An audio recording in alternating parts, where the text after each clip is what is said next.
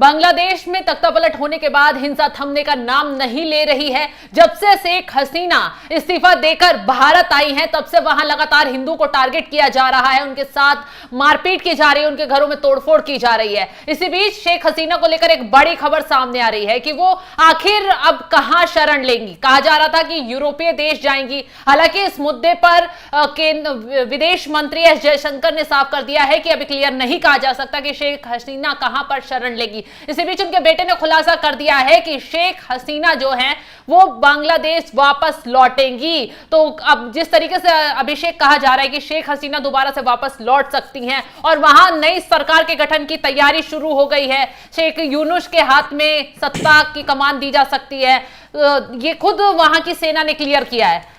देखिए, कहानी थोड़ी सी लंबी है, थोड़ा सा वक्त दीजिएगा। जिस तरीके से शेख हसीना के बेटे ने कहा है, लेकिन उसमें एक बात कहना भूल गई। उन्होंने ये भी कहा है कि अब वो एक्टिव राजनीति का हिस्सा नहीं रहेंगी।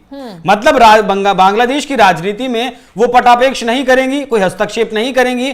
अगर वो बांग्लादेश जाती हैं तो सिर्फ वो बांग्लादेश की एक नागरिक बनकर रहेंगी। लेकिन शबनम, बहुत बड़ा सवाल है कि ये जो मॉब आप देख रहे हैं, जो मॉब खिलाफ है शेख हसीना के, और ये बांग्लादेश की तकरीबन 60% जनता कह सकते हैं, क्योंकि इस बार जो जनवरी में लोकसभा इनके यहाँ चुनाव हुआ था उसमें 40% मतदान हुआ था। 40% मतदान शेख हसीना के फेवर में हुआ था। तो जाहिर सी बात है कि 60% जो लोग हैं वो इसके खिलाफ हैं। और जिस तरीके से प्रधानमंत्री के आवास पर कब्जा किया गया, उनके कपड़ों को जिस तरीके से दिखाया गया, सामान लूटा गया, वो दिखाता है कि किस तरीके से शेख हसीना के प्रति रोष है। अब यहाँ सवाल ये है कि पहले वो वहां से निकलकर भागी, सेना ने उन्हें वक्त दिया, उस वक्त में वो भागकर भारत आ गई। लेकिन उन्हें कहा जा रहा था कि अगर वो बांग्लादेश में रहती तो उन्हें मार दिया जाता, जेल में डाल दिया जाता।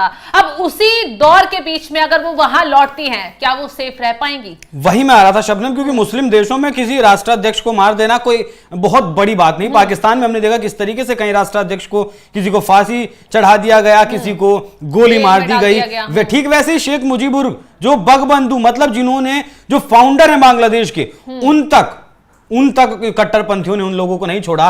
तो क्या शेख हसीना अगर सेफ होती बांग्लादेश में तो बांग्लादेश से नहीं भागती। अगर राजपक्षे परिवार सेफ होता श्रीलंका में तो श्रीलंका से नहीं भागता, वापस वहां अब तक नहीं लौटे हैं। शेख हसीना की जान को खतरा था, इसीलिए वो गई, इसीलिए वो हिंदुस्तान आई हैं। अब यहां समझिए, उनके बेटे ने जो कहा है उसमें उन्होंने एक बात जोड़ी है कि जो कार्यकर्ता और जो नेता, जिस नेताओं को जिस तरीके से टारगेट किया जा रहा है शबनम, 2 दर्जन लगभग 2 दर्जन नेता, आवाम लीग के, शेख हसीना की जो पार्टी है उसके 2 दर्जन नेताओं को मौत के घाट उतार दिया गया है। हिंदुओं पे आपने बताया किस तरीके से लगातार टारगेट किया जा रहा है। वो हिंदू वोट बैंक जो है शेख हसीना का ही मोस्टली प्रोबेबली जो था, अब उनके लिए शेख हसीना जा सकती है वहां, उनको बचाने के लिए, जिससे कि दंगे थम जाएं, मारकाट थम जाए, उसलिए शेख हसीना वहां जा सकती हैं। हालांकि मुझे लगता नहीं।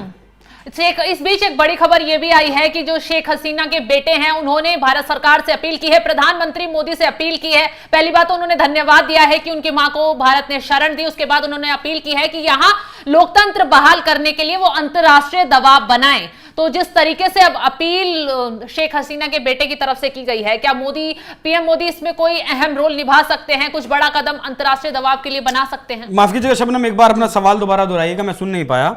शेख हसीना के बेटे ने अब प्रधानमंत्री मोदी का धन्यवाद दिया कि शेख हसीना को शरण देने के लिए बहुत बहुत धन्यवाद, लेकिन आपसे उम्मीद है कि आप अंतर्राष्ट्रीय दबाव बनाएं बांग्लादेश पर कि वो वहां पर लोकतंत्र बहाल करने के लिए अपना अहम रोल निभाएं और वो किसी तरीके से कोशिश करें कि यहाँ लोकतंत्र बहाल हो जाए, दंगे शांत हो जाएं और सरकार का गठन ठीक तरीके से हो पाए। देखिए, इसीलिए किया गया क्योंकि 1971 की अगर बात है, जो बांग्लादेश बटा था, तब इंदिरा गांधी ने हस्तक्षेप किया था। उसके बाद 2008 में जब शेख हसीना जीती थी, उससे पहले भी बवाल हुआ था, मारने तक की तैयारी शेख हसीना को की जा रही थी, लेकिन वो तब भी भारत ने इंटरवीन किया था।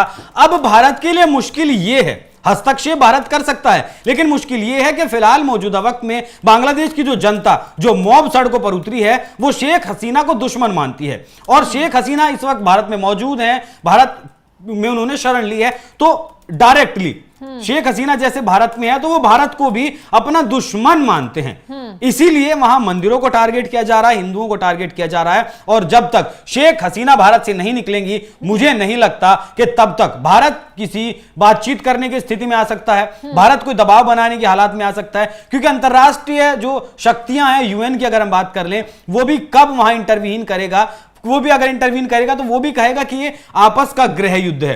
राजनीतिक कारणों से ये गृह युद्ध छिड़ा है और राजनीतिक कारणों से ही अंतरिम सरकार बन गई है।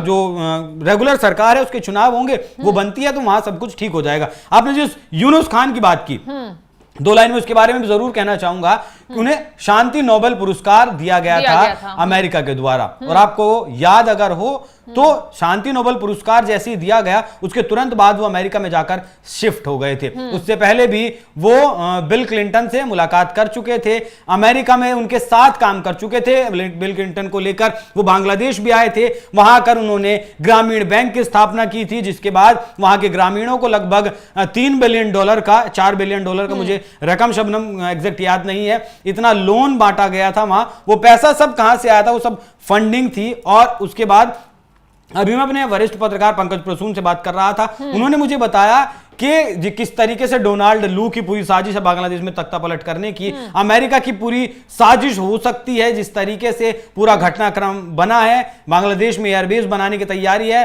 शेख हसीना ने इनकार कर दिया क्योंकि प्रो इंडिया नेता शेख हसीना को माना जाता है। लेकिन सवाल यह भी उठ रहा है शबनम, इन सबके बीच अगर उनके बेटे की बात पर मैं वापस आऊं, सवाल यह भी उठ रहा है कि शेख हसीना को जिन लोगों ने वोट दिया, जिन लोगों ने बनाया, जिन लोगों की वजह से 20 साल तक वो सत्ता का सुख भोग रही थी, सत्ता के शीर्ष पर थी, खिलाफ कैसे आ गए? खिलाफ नहीं शबनम, उन्हें छोड़कर कैसे चली गई? जो उनकी पार्टी के नेता थे, सबको तो लेकर वो नहीं गई। जो आम आदमी था, जो वोटर था उनका, उन्हें वो लेकर नहीं गई, वो अकेले अपनी बहन को लेकर वहां से निकल गई। जिसका नतीजा ये है कि अब वहां आम लोगों को, आवाम लीग के जो नेता हैं, उन्हें लगातार मारा जा रहा है, मारकाट वहां मची हुई है। और मुझे ऐसा लगता है अगर शेख हसीना वहां वापस जाती हैं तब भी ये मारकाट थमने वाली नहीं है, क्योंकि इसके पीछे साजिश अंतरराष्ट्रीय है। और यूनुस खान जिस तरीके से मांग कर रहे हैं कि भारत को अब इंटरवीन करना चाहिए और अंतरराष्ट्रीय तौर पर दबाव बनवाना चाहिए या बनाना चाहिए, भारत से जब शेख हसीना चली जाएंगी, भारत तब दबाव बना सकता है। अंतरराष्ट्रीय दबाव इसलिए नहीं बनाया जा सकता क्योंकि खुद अमेरिका और ब्रिटेन इस पूरी साजिश में मिले हुए हैं। तख्ता पलट में कहीं ना कहीं उन सबका हाथ है। तो वहीं शेख हसीना के बेटे ने क्लियर कर दिया है कि भारत वहां लोकतंत्र बहाल कराने में मदद करे और शेख हसीना उसी के बाद बांग्लादेश लौट सकती हैं। लेकिन इस वक्त बांग्लादेश की स्थिति लगातार बिगड़ती जा रही है क्योंकि हिंसा उग्र होती जा रही है। वहां पर लगातार हिंदुओं को टारगेट किया जा रहा है, हिंदू मंदिरों को तोड़ा जा रहा है, घरों में लूटपाट की जा रही है और लोग वहां हिंदू जो पीड़ित हैं वहां चीख चिल्लाकर मदद की गुहार लगा रहे हैं। तो ऐसे में लगातार अब यही मांग उठ रही है कि आखिर बांग्लादेश का क्या होगा। हालांकि बांग्लादेश में नई सरकार की गठन की बात सामने आ गई है, यूनुस खान को वहां कार्यभार सौंपा जा सकता है, सेना अध्यक्ष ने इस बात का ऐलान कर दिया है।